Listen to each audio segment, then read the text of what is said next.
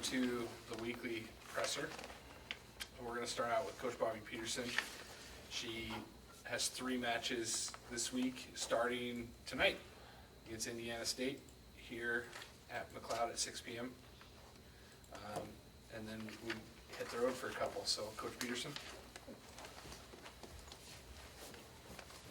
Well, first of all, just a little bit about Drake.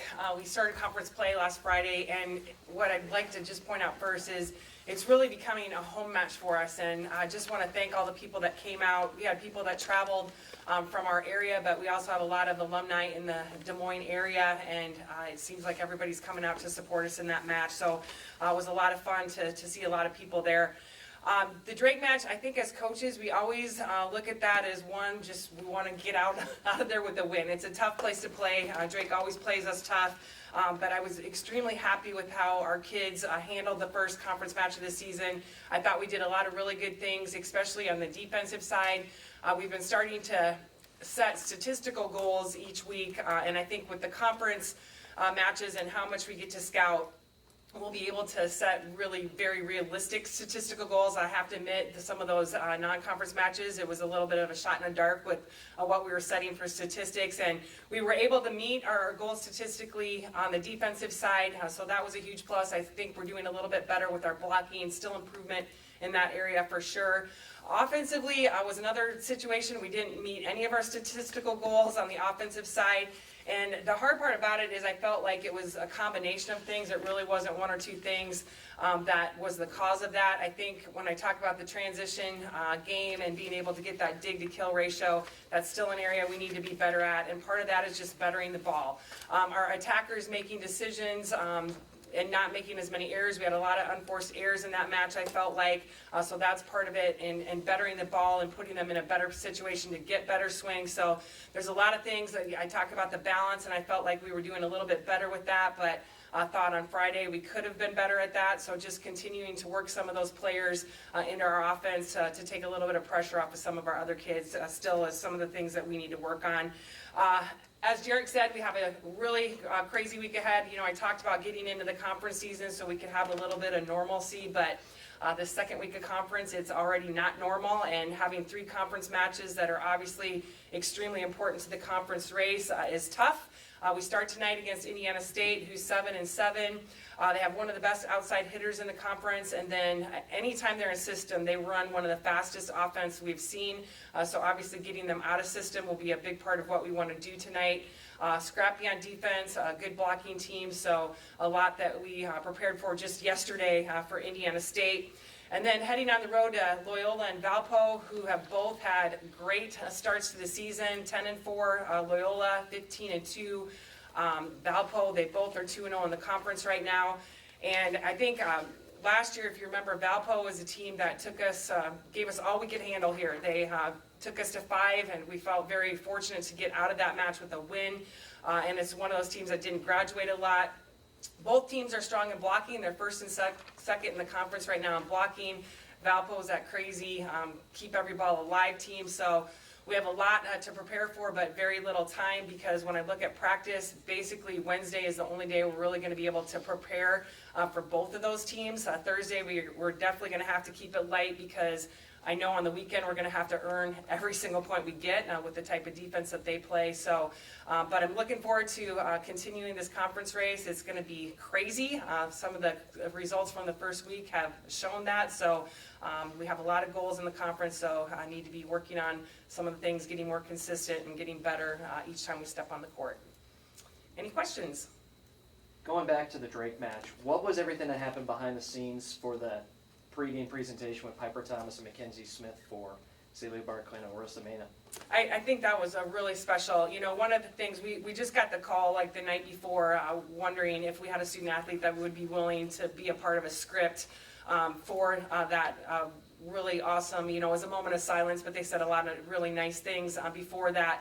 And, you know, we had actually, I offered that opportunity to all of our juniors and seniors, because I know some like to publicly talk more than others, but all of them were very willing to do it, and we ended up just going with Piper, and I think she did a great job, and it was an awesome moment, and you know, one that, you know, I think our kids, you know, we've talked about that situation, and all the things that go with that, and it was really neat that Drake allowed us to be a part of that presentation. Everybody, you know, we wore yellow for our warm-ups, we had yellow ribbons, and so being a part of being able to, you know, bring recognition to that, and Drake allowing us to do that was a really neat experience for our team.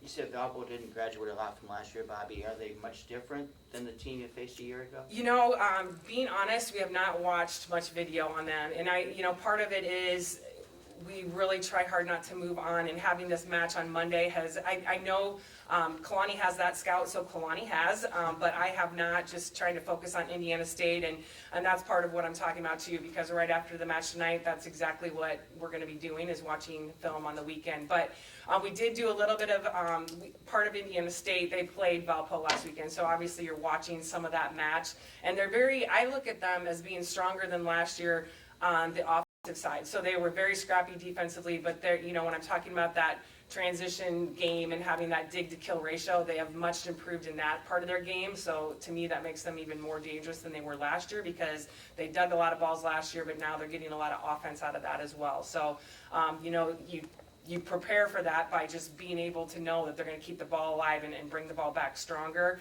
So we have to make sure we're doing a good job in transition and base as well.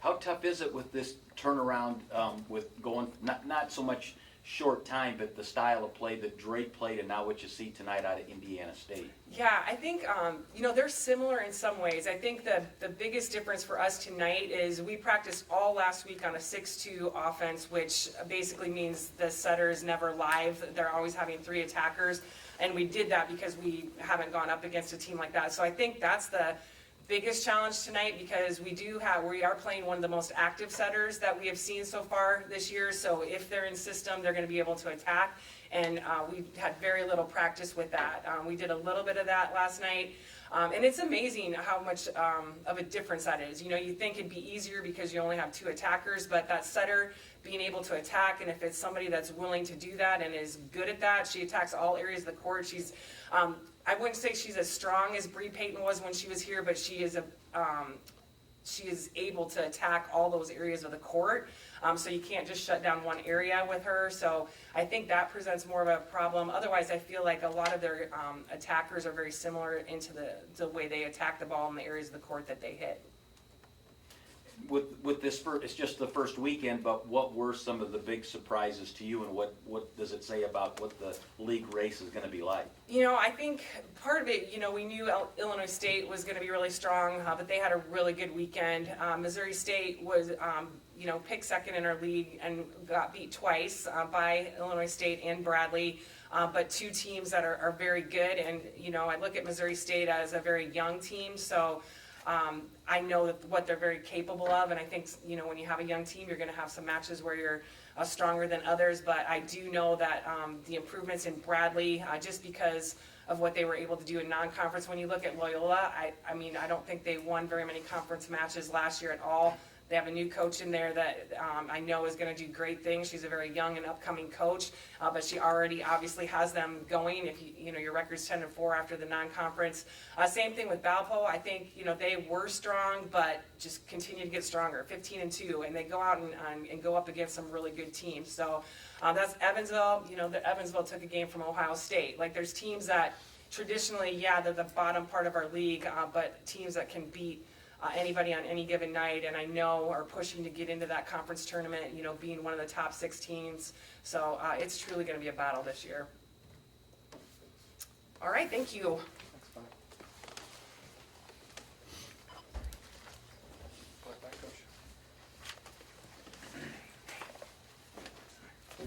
We're going to jump in. Women's soccer fell yesterday to Loyola Chicago, the favorite in the Missouri Valley Conference. Another couple home games on the schedule ahead, but we start with, who is it? Missouri State. Sorry, Coach. The next big game, the next most important game. Well, to start off with, just you know, I think you coach long enough. You have games like yesterday that are probably more perplexing when you get an opportunity to watch it on film afterwards. But you know, disappointed that we gave up 4 goals, obviously to a very good team.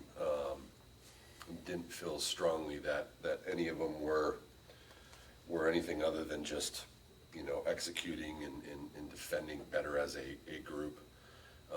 Was happy to see us score 2 goals, but I think, you know, I felt like if we put away a couple of our chances before they get their first one, it's a completely different game, and they get going. They're high scoring for a reason. So,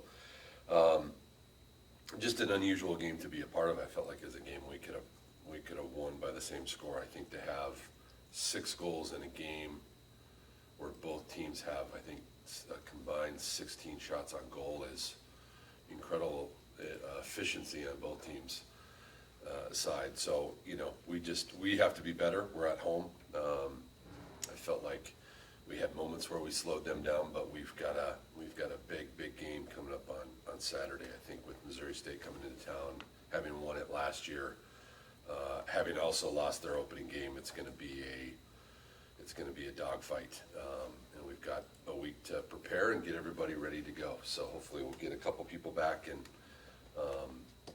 we can be full strength. So, questions? Did it make it, I know every loss is disappointing, but did it make it a little bit more disappointing coming off a win over Iowa State that you weren't able to have a better outing at home against Loyola in the conference opener? Yeah, I think just the fact that it was a conference game, you know, I think you as coaches, we try and keep everything consistent. You know, do we prepare any different? Yeah, we prepared, I think, more for conference games. I think your mentality when you go into a conference game is different because it just means something different. It means more.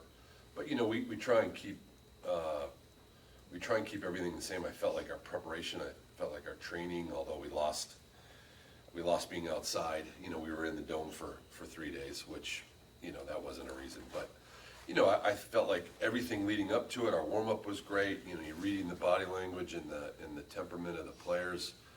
I thought everything was great. I thought the first 15 minutes, you know, my assistant Josh is new, and I, you know, he whispered to me a couple times. He's like, you know, we're all over these guys, and then boom, we give up a penalty kick, which was a little bit like the air being, you know, let out of a balloon. Then we come back and we score. Kelsey Yarrow scores just a phenomenal goal.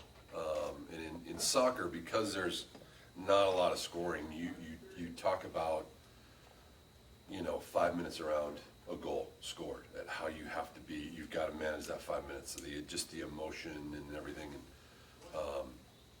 we let them score 3 minutes later. So, you know, that there were just things that we've been better at, you know, responding to things better. I felt like, you know, we go 1-1 there and it just stays. Well, then the second goal led to the third goal, and then, you know, then they score a goal early in the second half. So we conceded at the wrong points. I had several people that were watching the game kind of say the same thing. They,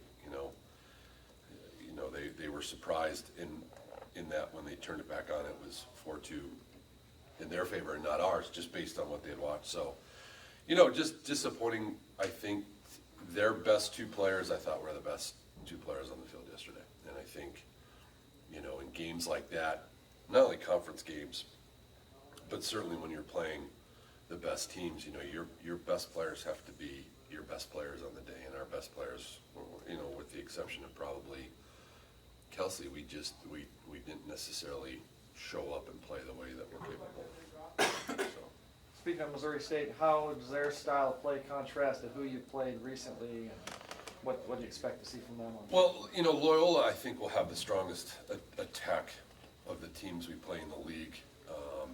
And while I think there'll be some that will be close, you know, Missouri State will be different in that I think they'll be better defensively. They'll probably be, you know, probably more similar to us in the fact that they've, you know, we haven't scored a ton of goals, but we're capable of scoring a lot of goals. And I think, you know, I think they're going to come in hungry. Like I said, they're 0-1 too, and they get 2 games on the road to start out with. We get 2 at home. We've got to get something out of this game. So I think they'll be fired up. It's the only stretch of, I think, if I looked at it correctly, it's the only stretch that I think the league, you have a full week to prepare for games. You don't have any midweeks. The rest of the way, it's pretty much Wednesday, Saturday, a few Fridays in there. You know, you got midweek, so you don't get a full week of, not rest, but preparation where you can nurse some people back. And so I think they'll be at full strength, and I think they'll be prepared for sure.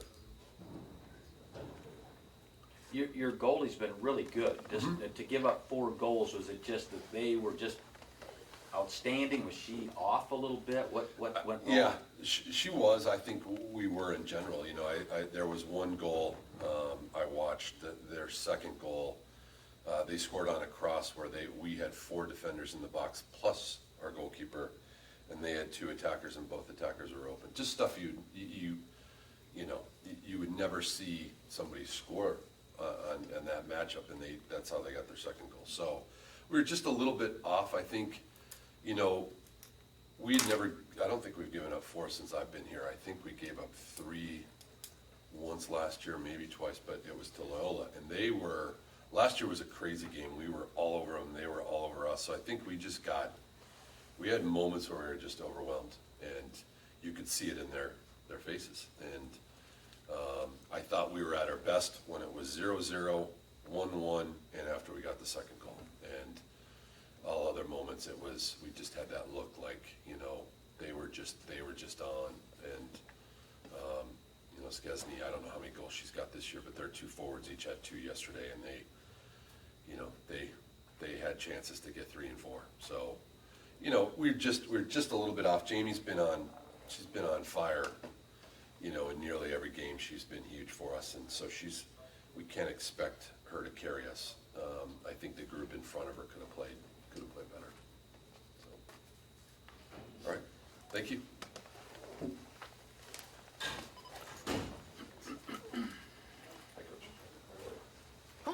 Excuse me.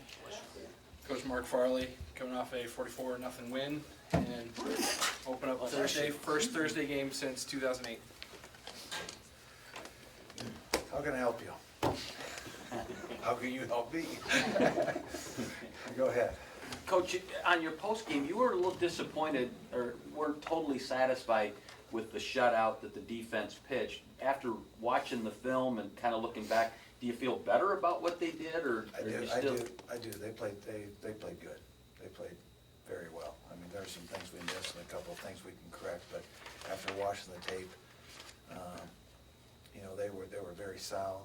They were fast, and that's what I was really looking for, is the execution of speed. We did that, and that was a big part of those turnovers, because they were all heading the right direction, and some guys came off some blocks, and there were some really good things on there. From our defensive line play, I thought as a group they played very well. Bryce Douglas was actually the guy that we gave the Player of the Week to on defense. On offense, it was Deion McShane, and on special teams, it was Austin Evans. And when we went back and looked at it, those 3 kind of stood out, along with some others, but those 3 stood out because of they were really running to the football and doing a lot of things well at their position. And they showed speed. That's all I look for, is speed of play. Sticking with the defense, Coach, a week ago you were talking about still evaluating personnel on that side of the ball. Corby Sander moves down into that boundary nickel linebacker spot, and then Javon Brecky gets the start back at safety. What did you think about those 2? I thought they did well. There's some corrections that have to be made at those, but for the first football game with those 2 playing those 2 positions, I thought they held up well. Each week is going to get tougher, and they'll get tested much more now moving forward since they are on film. So, but I thought Javon did very well for what we're asking him to do. Those roles will continue to increase, and I thought coverage-wise, Corby did really good. And there's some things that he needs work on as well to make him a better football player. But that's a whole different thing when you come down closer to the box and you start dealing with linemen instead of receivers as far as in blocking schemes and stuff like that. You just have to experience to understand what you need to work on. So he knows what he needs to work on this week, and he'll have to. Otherwise, he's going to get tested in a lot of the same manners that he did last week. Any of the coaches get any sleep over the weekend with a quick turnaround like this? I gotta believe you were burning the midnight oil in prep for a Thursday night game now. Well, There was that, and then at the same time, and, I mean, there's only so much time in a day, but Sunday is a time when you try to turn one around just after a win, we haven't played, 2008 was the last time we played on Thursday night. So, that was the Nickel State game. So, and that was at home. The biggest difference this one is, I don't know if it's the plan as much as the turnaround for the players, is my conscious effort doing right now, what to do with them, because coaches will get by. The players you gotta start rehydrating on Sunday when maybe you didn't have to prior to that. So it's what you eat, it's how you sleep, it's all those things are even more magnified this week, probably more so than other weeks. And then what can we actually get installed and in place, because we have to travel. When you're the home team, you actually gain a day. And now when you lose 2 days of prep, plus being the road team, that doubles the challenge. What about Indiana State? What have you been able to learn about them as you've seen them on film? You know what, Indiana State is really playing well. I mean, they played Louisville, they were 7-7 at the half. And that was that one that got shut down because of lightning, so they were 7-7 at the half before they had to sit around the locker room for so long to come back out. They put up 52 on Eastern Illinois, at Eastern Illinois. I thought it was at Indiana State, it was at Eastern Illinois. And they went down there and did a number on them. So those two games really stand out in my mind. The first game, Quincy, they put up a lot of points on as well, but you don't know the quality of Quincy. I do know the quality of Louisville and the quality of Eastern, and they did a number on both of those two, really, for everything being equal. So a very good football team right now. Really came a long ways in 12 months and 6 months. It's not the same team we played at the end of last season, I'll promise you that. And they're doing some really good things, and their execution is very good, and their speed of play is very good. What is it from a personal standpoint that is working for them? Well, I think the running back by committee is really doing them a great service right now. They're really pounding the football and being patient and running the football and staying with the run game, and really doing a great job of moving the chains, moving the line of scrimmage. Their offensive line is very well coached. I think their running backs are, I'll have to go back and look at that. I just saw numbers. I don't know if it's the same guys we played last year, but they look like very good running backs in my opinion. So I see that. There's even sometimes they'll play with an extra lineman, so they'll play with 6 offensive linemen out there instead of using the tight end. They'll put the extra linemen in there, and so they're doing a very good job that way. And their quarterback has mobility to get out of problems. So they're running the ball well, and their defense is playing with much more confidence. And they're a 2-1 football team that their only loss is to Louisville, and they challenge them. So they're a confident football team. That's what probably is the biggest difference last year at the end of the season to what they are this year at the beginning of the season. Speaking of the quarterback, the starter at Eastern was Ryan Boyle, a kid that played for West Des Moines Dowling. Were you guys in on him late or during the process? Because I know he went to Iowa, but Yes. What do you remember of Ryan Boyle? No, he's a heck of a quarterback coming out of Dowling, and talked to Coach Wilson many times about him throughout the recruiting process. When he came out of high school, and then he chose to go to Iowa, and I think they moved him to safety or receiver or something like that at Iowa. So, and then on transfer, it's transfer at quarterback is all timing, because they're always looking for the starting spot of who you lost a senior.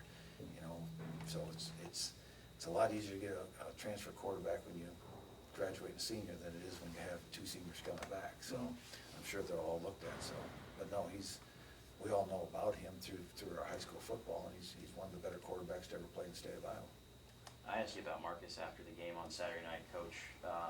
What's the chances that he can take that type of workload again, especially given the short turnaround? Well, that's a given. He'll have to. I don't know if there's a choice in the matter. And I don't think that I think that's what he wants. I mean, he likes to shoulder the load, and part of this is getting ready, but the other part of it is the mental part of it. It's just go get it done. Why even worry about another way to do it? It's the only way to do it, because this is what we're up against. So get the thing lined up. We'll practice today like it's Tuesday, we'll practice tomorrow like it's Wednesday, we'll line up, we'll play on Thursday like it's Saturday. And that's how we're gonna attack it, and he'll take 50 carries, or he'll take 2 that day, depending on how well he does with the first 2 he gets. I think the last time, Coach, you guys ran as much Wildcat as you did on Saturday was when you played Indiana State a couple years ago. Just how big a part of the offense can the Wildcat be? Is too much of the Wildcat even possible? You can probably drain it sooner or later, but, you know, I'm sure they'll have a plan for it. I'm sure they'll have an idea of how to defend it, and those types of things, of what they're gonna do to it, so. But you still have to defend it, and then we'll move from there. So the Wildcat's effective versus some teams, and other teams it may not be. We'll see.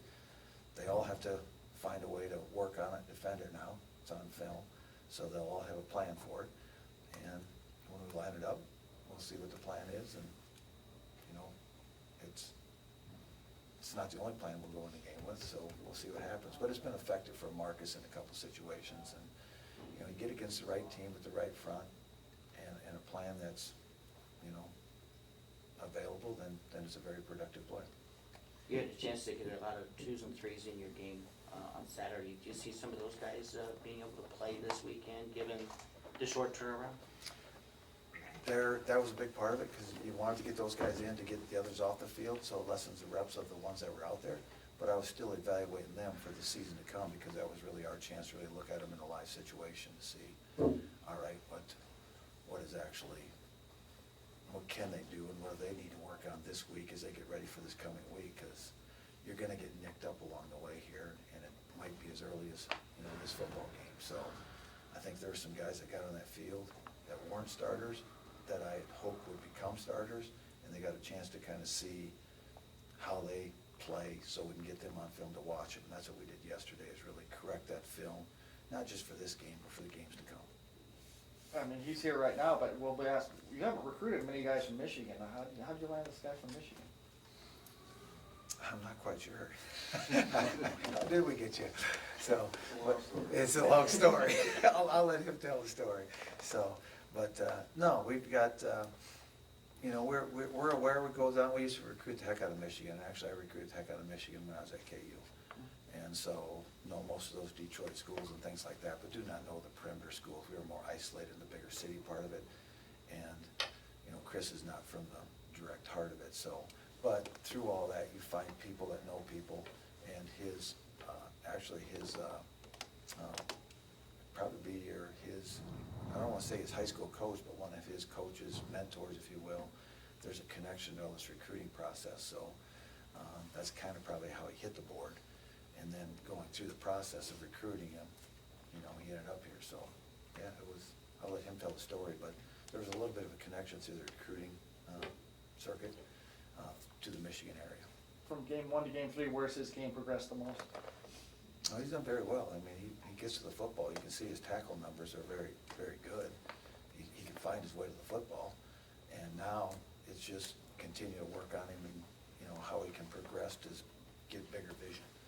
And when I say that, it's just because the age that he is, most guys can read. When they come in, you teach them to read one thing. As they get older, they can start to see 2 and 3 things. And by the time they leave here, their vision, you know, they can see basically from tackle to tackle and know what's going on as the play develops. Right now, you're kind of more isolated in your side, but as they get older, their vision and their instincts become better. So, but he gets to the football, and you got to be able to do that first before you progress. But yeah, he can get to the football, and he plays hard every down. Our weekly question, what's the status on Aaron Graham and Jake Hudford? Both are still, they haven't been, neither has been cleared as of today. So that's kind of the ongoing saga right there. And along the same lines, Michael Cote, he kicked on Saturday, but he's got that right hand wrapped up. Where's he at? He is, again, he hasn't been cleared as of today when I got the report as of today. So, go I ahead. know you're very one day at a time, Coach, but could you give us a glimpse into just what the day-to-day schedule looks like? I'm sure a lot of people are curious about what is the Monday, Tuesday, Wednesday, and are you traveling on, you leaving Thursday morning, or I mean, what's it look like day-to-day right now? What we'll do is, easiest way to explain it is today is Tuesday, tomorrow's Wednesday, Thursday is Wednesday, all right? And we'll get up on 8 o'clock on Thursday morning, that'll be our Saturday. And we'll have breakfast here, and get on a plane and go to Indiana State. And then do a few things there, and then play the game that evening, come home. So we will go in same day. We'll fly out Thursday morning and play the game that night, and then come home that night. So, but really today in our head is the same thing that we do on a normal Tuesday. So this is a Tuesday's practice to us. Tomorrow will be our Wednesday practice. Wednesday will be our Thursday. I'm getting Yeah, confused. I'll figure it out later. Do you remember the last time that you did, you flew in on the same day for a game?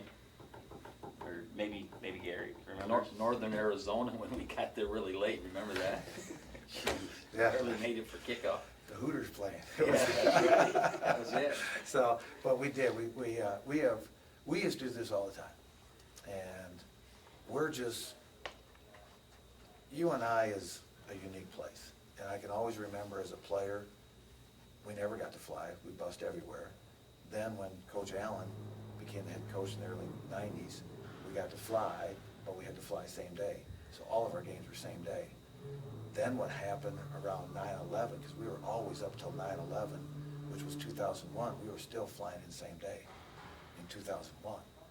But because of 9/11 and the extended time of going through security, planes, the boarding planes, all the security changed where it was much more difficult to get in and get out because of security has to take its time to process us and to process the plane. That changed everything, and then we started going in there earlier because the delay of planes, the plane getting in late, that type of stuff. So one of the stressors of flying in a game day is, will your plane be at the airport when you're supposed to leave? 50% of the time it's not. And then you kind of hang around and wait for planes. When you went through that process, I remember going through that, you just kind of, you only control what you control, and if the plane's not there, if something goes wrong with the plane, now you're endangering being to the game on time. So we've flown in and got off a plane, and the other team was dressing while we're walking into the stadium, and we could do a quick change and go out and play, and that's probably happened to us a third of the time, flying the same day. But heck, it's part of the game. It only affects you if you allow it to affect you in your head. So that's part of this Thursday night gig is, if we allow it to affect us, it will. If we just line up like today's Tuesday, we'll prepare and hopefully we'll be ready for this game on Thursday night. What went into the process of not flying after practice on Wednesday? Pardon me? What went into the thought process of not flying Wednesday night after practice, maybe, and getting there Thursday night, or Wednesday night?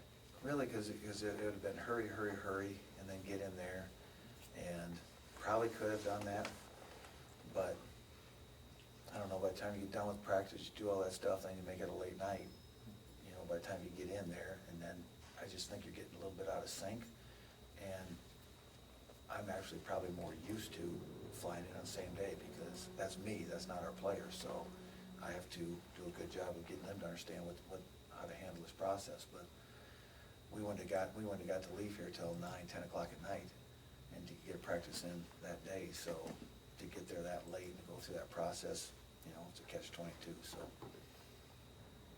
this is what we chose, and this is what we're gonna live with. Back on the injury side of it, did you lose anybody injury-wise from that game Saturday that won't be able to play on Thursday that you could share with us now? There's one that's questionable, but I think we'll get him back, so maybe later on in the week I'll know better on that. But it's a short week, so we have him by Saturday. I don't know that we'll have him by Thursday night, so that's why I'm kind of questioning about that one. It's an injury that he would be back by Saturday on. I just don't know if I can get him back by Thursday. Anybody else? All right, thanks.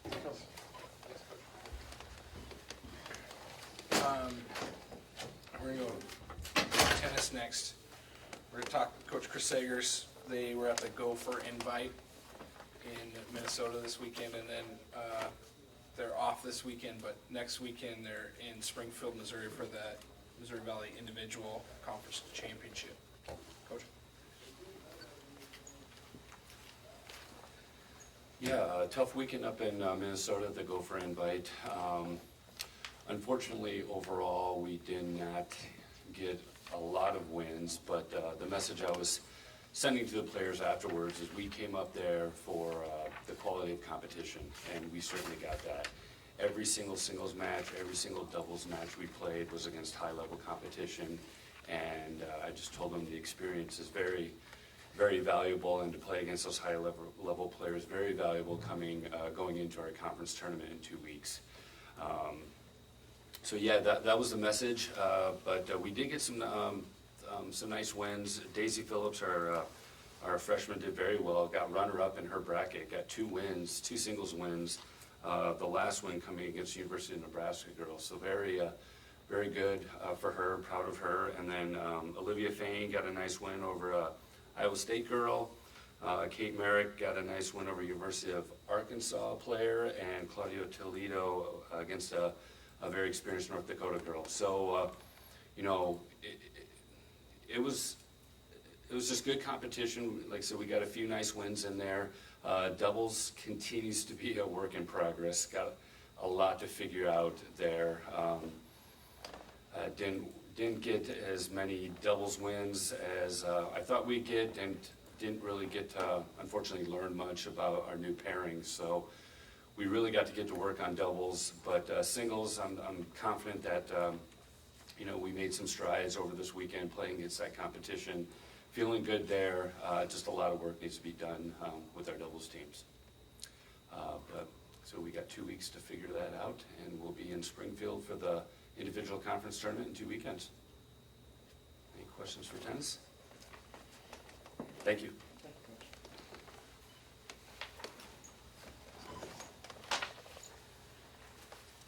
All right, got a couple players for you. We're gonna start with Chris Kolarvik. He's gotta get to class, so let's do this one quick. He had 6 tackles and interception this week.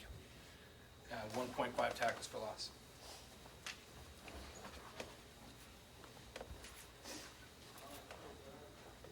Chris Kolarvik. Sorry, my voice is a little messed up from the game, so but I'll do my best to pronounce everything. Well, let's talk about how did your journey, how did you get from Traverse City to Cedar Falls, Iowa?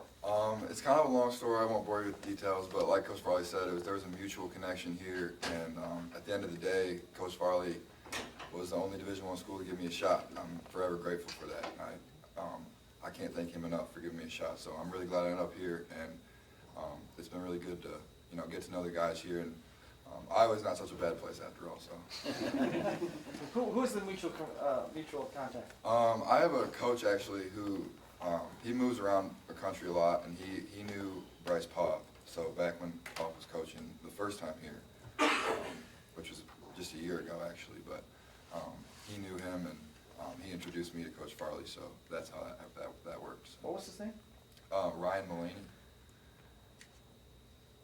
Chris, in high school, were you just a linebacker? Did you play offense too? What was your high school career like? In high school, I played all over the place. I played tight end on offense, little running back. Defense, I played safety, D-line, linebacker, all over the place. Played a little corner, like just everything. You know, I played at a smaller high school, so you kind of had to play all over the place and just go wherever needed and just help the team as much as I could. Were you a one-sport guy? Did you play other sports too? Yeah, I just played football. When I was younger, I played other sports, but when I got older, I started just focusing on football. Chris, your name was coming up as early as spring practice this year. What did the coaches told you early on that they liked about your game? You know, I came in and I didn't really know the game of football very well. I didn't know how to make really quick reads. My reads were really slow, and you know, I felt like I always had the ability to play. I just didn't have, like, mentally, I just had to figure the game out. And gradually through spring ball and through camp, I figured it out day by day, and every day I got better. And I can't thank the coaches enough for helping me every day and being patient with me through every mistake that I made. They helped me every day, correcting my mistakes and get my reads faster. And obviously I'm not even close to where I could be, but I feel like I've gotten a lot better since day one. I've got a long way to go. So. I know you I'm sure you wanted to be a starter and play, but did you think you would be playing this many snaps and be this integral to the defense in this young part of your career? Yeah, I had hoped so.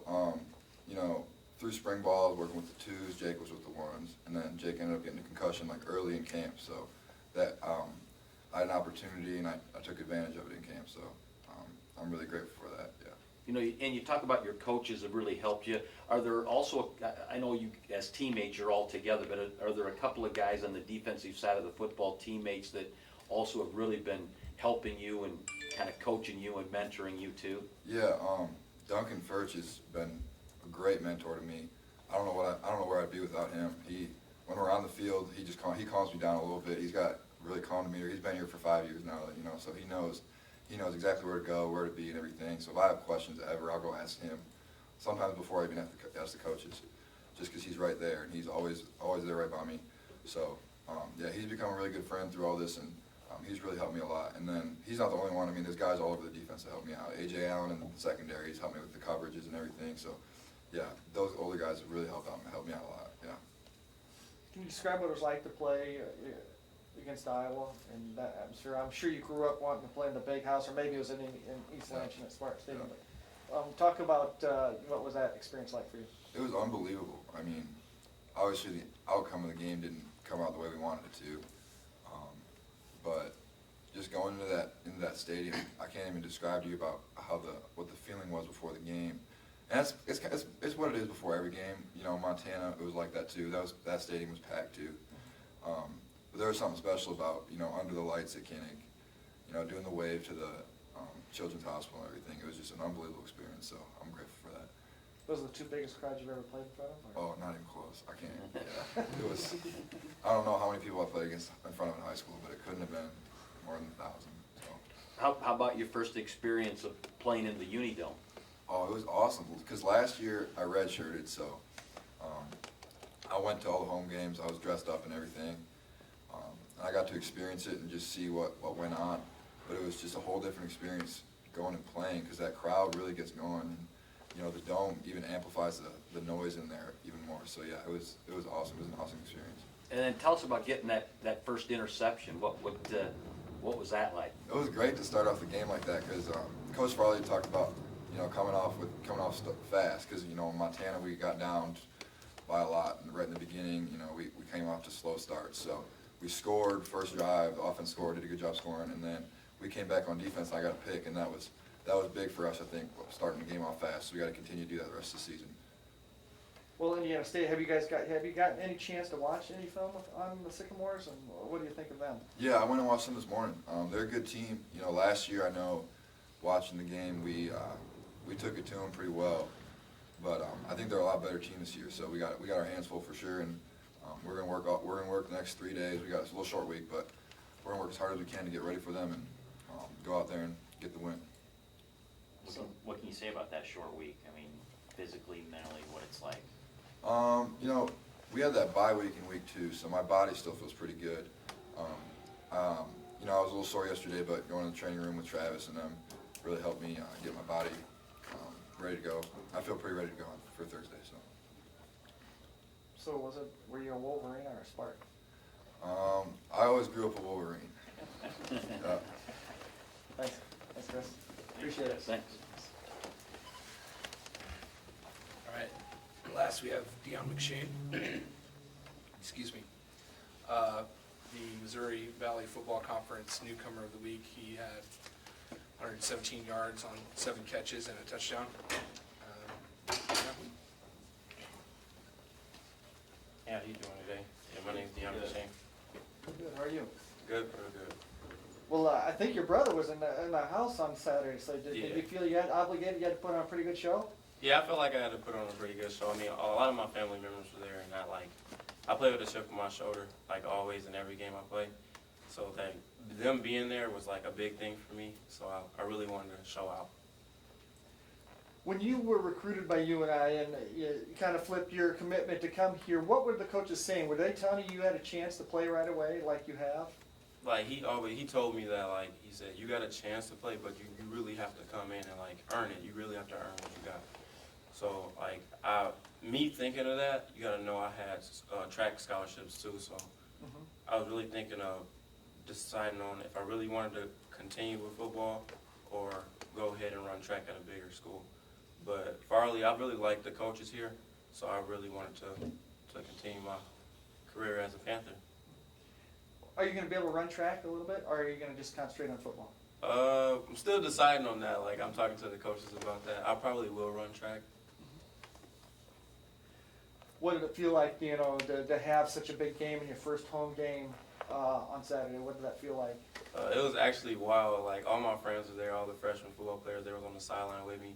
And, like, a lot of my friends call me Cha-Cha here. So, like, I got a new nickname, and, like, it's wild playing in the Unidome. I didn't, like, at my high school, you know, there weren't that many fans.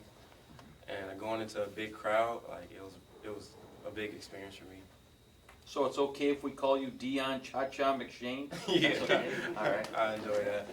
Well, you made some great catches in your 7 receptions. Was the touchdown catch, personally for you, the best catch you made of the day?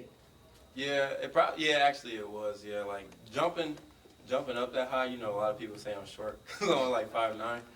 Like making that catch was like something that was big for me. But there were a lot of other catches that I like take pride for. Yeah, but that catch had to be the best one of the day. Were you targeted a lot on those throws, or were you second, third option, or were a lot of those the initial, you were the target on a lot of the catches that you and Eli hooked up with? Some of them I'm targeted for, like others, like I'm usually the second option for. But the one that I scored on, I actually was the second option, but I guess he looked at me right away. So I was like, that actually made me happy because, you know, earning trust from a quarterback is big. We'll talk about that trust thing. You know, your first career touch there, you fumbled out in Montana. What was the message when you came off the sidelines, man? Because you got to be thinking, God, they throw the ball to me in my first touch and I fumbled. I mean, I might not get touch the field again. What were they coaches saying when you got off the field? Well, since we got the ball back, the coach was like, "Welcome to college football." So that was something I was like, wow. I was like, going into another game, like I cannot do that again. Where's the biggest growth for you in your game? What do you need to be better at? Route running, I would say I have to be better at, and like being more patient, just thinking about more stuff. You know, you gotta like learn a defense before you can get out there and actually play. Along those lines, going from high school, a true freshman, playing at this level, how tough has it been to grasp all the things they ask you to do, knowing the plays, knowing the defenses? How big a jump is that for you? It's actually a huge jump because, like, going from high school, we didn't have that many plays. And, like, the coach told me to take it slow. I always took it slow in practice. He would tell me the plays before I actually ran them. And, like, as it, like, progressed on, I got better with it. And, like, now I know it from the back of my head. That's usually how it goes. Were you always a wide receiver in high school? I thought Coach Farley mentioned after the game that they even took a look at you a little bit at running back on some plays this fall. But have you always been a wide receiver? No, actually. I'm labeled as an athlete, so I moved around a lot. I did quarterback, receiver, running back. I played defense too. So, like, that was something wild in high school. Like, I was a safety. I used to move around a lot. You had to have some backyard games with Steve. Talk about who's the winner in most of these backyard games.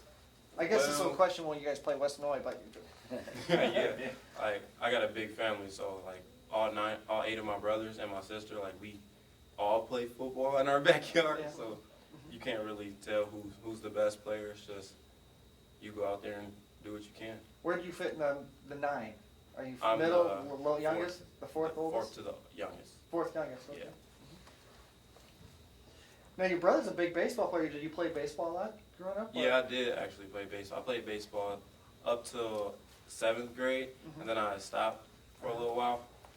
I like baseball and all, but I felt like I was better at track because like I went in freshman year, and I got second in state. So like that's how I just went on from there.